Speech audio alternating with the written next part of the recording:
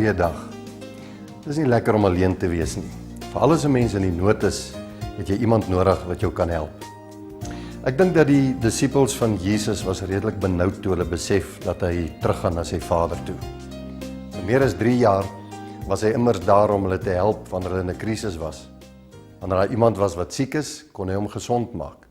Wanneer die skare honger was, dan was hy daar om die visse en die brode te vermeerder. Selfs in die storm kon hy hulle red sodat hulle nie vergaan het nie.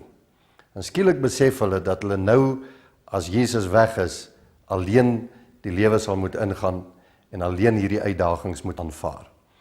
Daarom kom Jesus met hierdie woorde van bemoediging: ek sal julle nie as wese agterlaat nie. En kort daarna stort God sy gees in hulle lewens uit.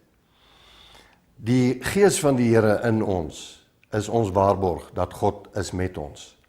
En in Romeine 8 in die 11de vers sê die woord: en as die gees van hom wat Jesus uit die dode opgewek het in julle woon, dan sal hy wat Christus uit die dode opgewek het ook julle sterflike liggame lewend maak deur sy gees wat in julle woon. Hierdie woord lewend maak beteken hy sal ons die krag gee. Hy sal ons die vermoë gee. Vandag wil ek hê jy moet weet, die gees van God wat in jou is, gee jou die vermoë.